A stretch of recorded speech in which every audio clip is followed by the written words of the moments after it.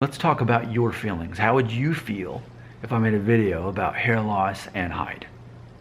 Okay, so you would like that? Okay, I'll go ahead and make the video. Here it is. You're watching the video right now. Here's what inspired it. 2 different videos, 2 different comments. First video, what if you thought male pattern baldness was an attractive trait? That's a video I made. Farley Tokley had this to say, quote, I love Black Mirror too. Can you imagine attractive baldness as an episode? It'd be awesome. Men would be taking pills to lose hair and getting hair removal surgery. Haha. And of course, me at Norwood 3 would be in the same place as I am in this universe now, being towards the middle of the scale. And I think that's a great point. I classify myself now as Norwood 2.5 vertex, but still, you know, Norwood 3 is going to be in my future at some point. It could be 5 years, it could be a decade. I'm inching my way towards there, I'm sure. So, and it is true, no one really has compassion for anyone who's Norwood 3 or 2.5. It's enough to where if you bring attention to it, people can notice it. Just don't bring attention to it and be a confident person. Who cares? No one feels bad for the guy who's Norwood 3 or 2.5. No one at all. There's no compassion there because there's guys who are younger than me with a lot less hair. No one ever will have compassion for me, and they shouldn't as far as hair loss goes. So I was thinking about that. That was already on my mind. How, yeah, if you're Norwood 3 then or 2.5, it wouldn't change anything, even if, you know, hair loss was seen as a positive trait. Guys like us are just kind of in the middle. That's interesting. I want to also add to this thought. I think it's on the same wavelength.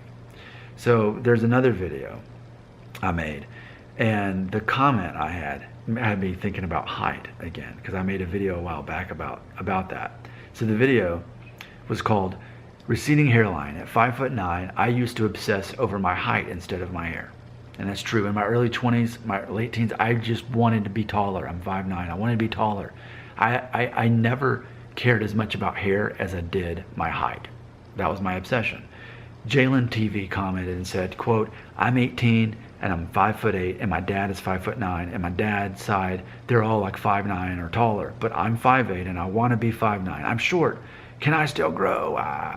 And I shared with him, talk to your mom, find her measure. She measured you when you were 2 years old. Double that in inches. That's your height as a full-grown adult. My mom did that in 1983 when I turned 2. It was right to the inch. 69 inches tall, 5'9". She did that on my sister, right to the inch, 5'2", 2.5, whatever it is. I did that for my son. He'll be 5'8" according to that, which makes sense because really no one on my side of the family, either side, gets much taller than about 5'11". That's the tallest. Those people are tall in my family if you're 5'11". And on my wife's side, both sides, they're all pretty much, no one really gets taller than 5'11". I think her own dad was maybe my height or shorter. So we come up from a family on both sides. My kid has the genes, but being tall is probably not going to be an option, but you won't be that short either. You'll maybe be a little bit. And that's what I started thinking about. By the way, if you're wondering, my hair loss theory on projecting your hairline at age 35 by looking at your photo of age 1, that's where I came up with. I based off of the height thing. I thought there's got to be some number, some age we can double or triple whatever and figure it out. And sure enough, your photo at age 1 is your hairline at 35. That's my original theory. What it doesn't really reflect is diffuse thinning. But as far as hairline, I think it, for me personally, it definitely served as a great projection. Now, with all that being said, going back to this concept of if you're Norwood 3, you're kind of just in the middle, no one has compassion for you. I'm 5'9". Am I short? I'm slightly shorter than the average American male who's around 5'10", 5'10 and a half. But especially if I have the right shoes on, I would fit right in and no one would ever think, hey, Nick's kind of short. No one would think that. No one thinks of me as tall, but I'm not short enough for anyone to feel bad for me. And I think, here's my theory. I just want you to think about this. It's almost as if, as far as Norwood goes, or balding, there's a certain scale that maybe men, even for just themselves, think, man, if I was a Norwood 1, I'd be set for life. I'd be happy to be a Norwood 1 my whole life. I wish I could be like Anthony Bourdain. Okay?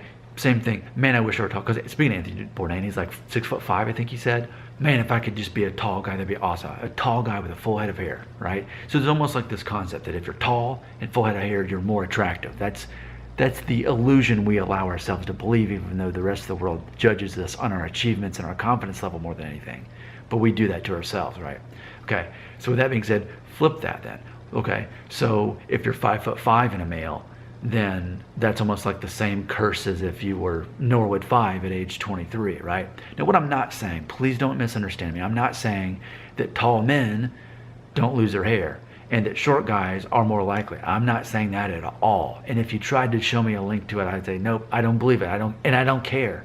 I know plenty of tall guys with full heads of hair and also that are bald, and vice versa for short guys. I'm not saying that. That's not what this video is about. Don't waste your time commenting. That's not what I'm saying. What I'm saying is, as far as this idea, this concept of what it means to be a tall man, I think we can use that same scale to kind of figure out where the equivalent is with hair loss. What I'm submitting to you is, as Norwood 2.5 Vertex, I just happen to be the exact same height to match that. I'm a height that's slightly subpar in theory, but no one knows or cares or notices. So in theory, it's almost like you get this certain brand, this against your identity of, well, if I can't keep my hair, maybe at least I can make up for it for being tall. Or if I can't be tall, maybe I can at least make up for it for keeping my hair. And I happen to be the person who's right there in the middle where my hair loss situation perfectly matches my height. What do you think about that concept? And again, don't misunderstand me.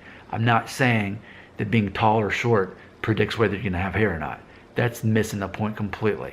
I'm saying there's an idea or a concept that's associated with masculine self-identification of what makes us attractive. That if only I were taller, I'd be more attractive. If only I had more hair, I'd be attractive. But I think on that scale, 5'9", the Norwood equivalent to 5'9" is Norwood 2.5 or 3. That's my theory. What do you think about that? Let's explore it, but let's not get deflected by what I'm not saying. I'm not saying tall men are more likely to keep their hair and short men are less likely to keep their hair. That's not what this video is about. Don't misunderstand me. Let's talk about what I'm talking about. 5'9" is the epitome of Norwood 2.5 to 3, and so on and so on. What do you think?